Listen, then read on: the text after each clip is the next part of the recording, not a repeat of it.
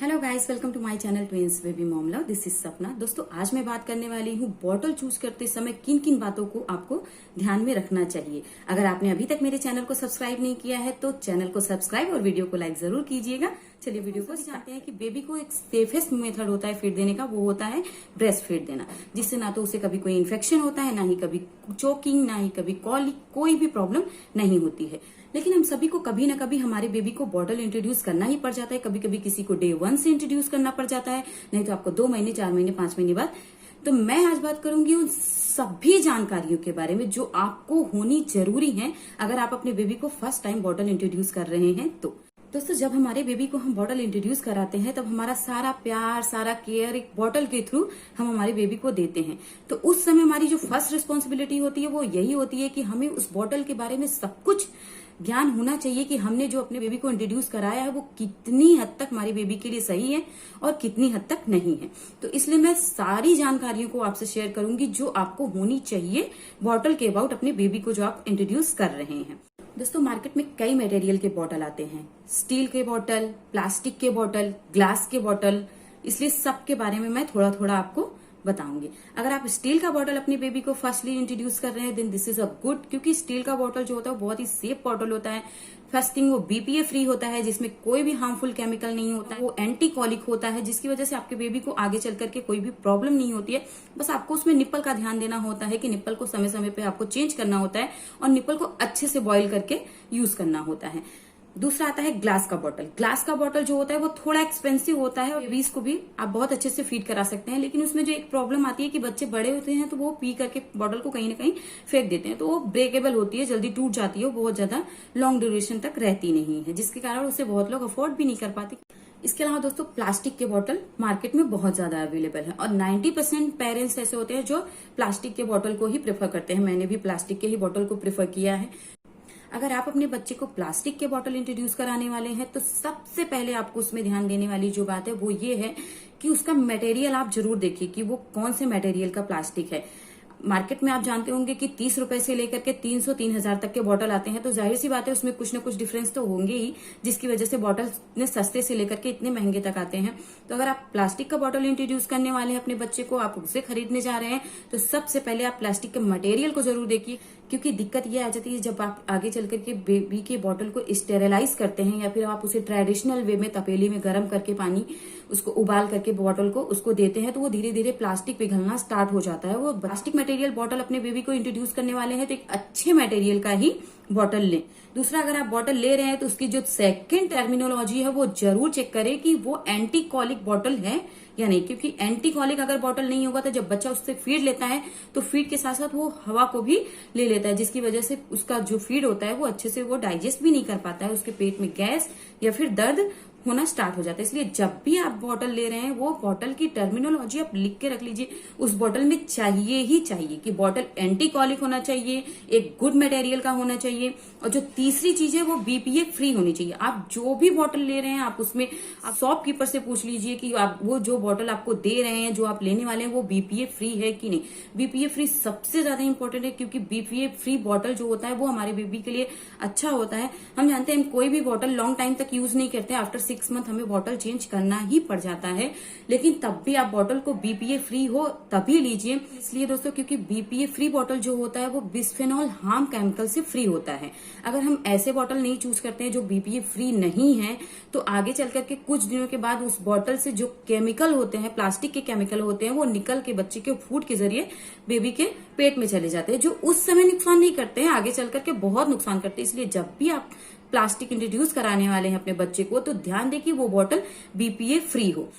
दोस्तों, बॉटल के मटेरियल के साथ साथ उसके शेप को भी ध्यान देना बहुत ज्यादा जरूरी होता है, क्योंकि जब आप बहुत सकरा बॉटल लेते हैं, जैसे कि एक पाइप के जैसा बहुत ही पतला, तो उस बॉटल को साफ करने में बहुत प्रॉब्लम होती है। इसलिए जब आप बॉटल ले रहे हैं तो उस बॉटल को शेप को देखिए कि वो बॉटल का शेप जो है वो चौड़ा हो, जिससे कि आप उसको हाथ डाल करके भी इजी ब्रश डाल करके साफ कर सके। इसलिए बॉटल के शेप को भी बहुत ज्यादा ध्यान में रखें।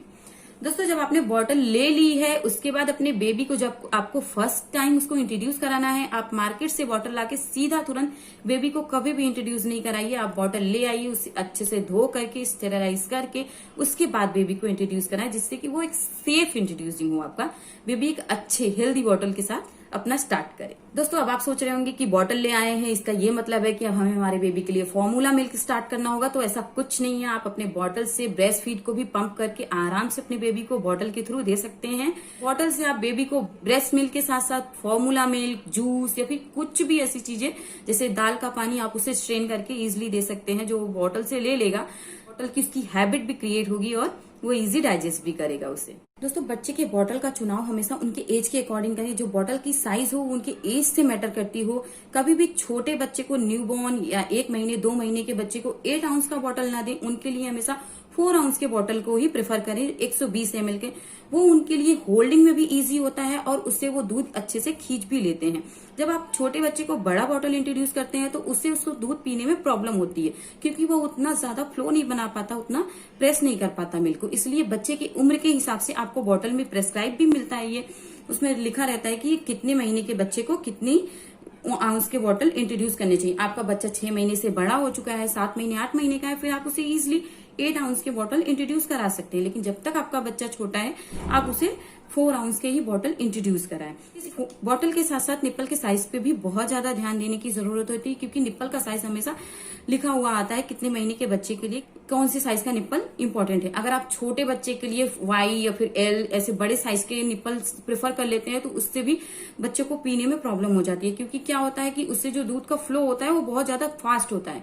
और छोटे छोटे बच्चे जो 1 महीने 1.5 महीने या फिर 2 महीने के हैं, वो उतना फास्ट एक्सेप्ट नहीं कर पाते। इसलिए बच्चे के बॉटल के साथ साथ बच्चे का जो निप्पल का चुनाव है वो भी उनके एज के ही अकॉर्डिंग करें। रैंडमली बॉटल ले रहे हैं या फिर रैंडमली निप्पल ले रहे हैं तो उससे बच्चे को भी प्रॉब्लम हो जाती है, जिससे वो बच्चा बॉटल नहीं एक्सेप्ट कर पाता है या फिर वो निप्पल उसके एज के लिए नहीं बना।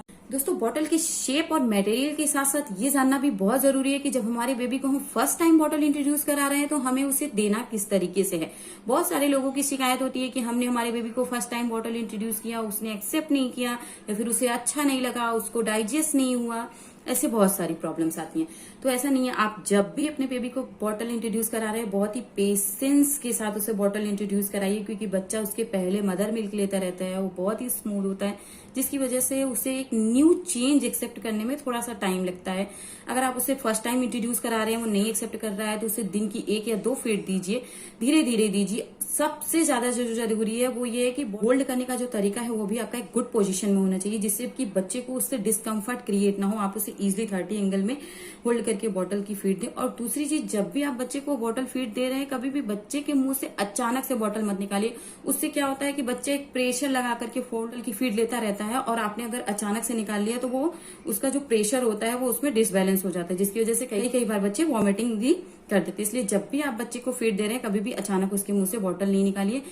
दोस्तों इन फीचर्स के मार्केट में बहुत सारे बॉटल आते हैं जिसे आप इजीली ले सकते हैं और यूज कर सकते हैं। जरूरी नहीं है कि आप बहुत महंगा ही बॉटल लें, आपको जो अफोर्ड कर सकते हैं आप वही बॉटल लीजिए।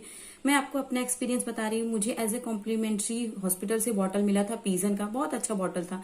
मैंने फर्स्ट टाइम अपने बेबी को वही इंट्रोड्यूस किया। लेकिन जब हम इंट्रोड्यूस करते हैं बच्चे को बॉटल, तो हमारे पास जितनी बच्चे फीड लेते हैं उतनी बॉटल होना जरूरी होता है, जिसकी वजह से मुझे और बॉटल लेनी थी।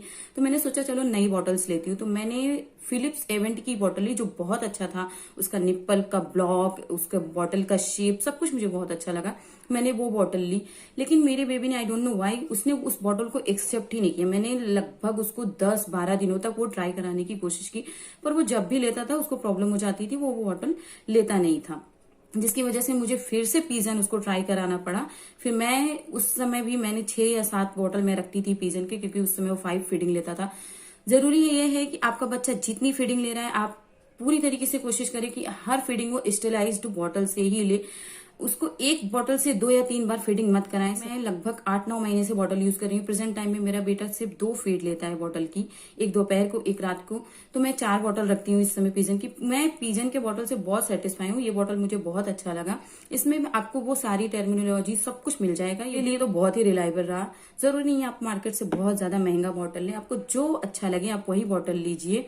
मैंने खुद 2-3 बॉटल ट्राई किया, लेकिन जब मैंने ये ट्राई किया तो मुझे ये अच्छा लगा, क्योंकि मैं उसको फर्स्ट इंट्रोड्यूस ही करा चुकी चुकी थी, जिसकी वजह से वो इसके अलावा कोई बॉटल लेता भी नहीं था। तो आपको ज्यादा ध्यान दीजिए बॉटल की सफाई पे, उसके निप्पल्स के चेंजिंग पे। आपका बच्चा प्री मेच्योर है, उसका निप्पल आप 20 दिन 25 दिन पे चेंज कर दीजिए। आपका बच्चा अच्छा खासा है, अगर आप स्टेरलाइज करते हैं बॉटल को 2 महीने 3 महीने पे आप चेंज कीजिए। निप्पल के चेंज, बॉटल के चेंज और बॉटल के रख रखाव, इस पर ही सबसे ज्यादा ध्यान दीजिए। तो आपको मेरा ये वीडियो कैसा लगा ये जरूर बताइएगा, अच्छा लगे तो कमेंट कीजिएगा। Thank you for watching twins baby mom.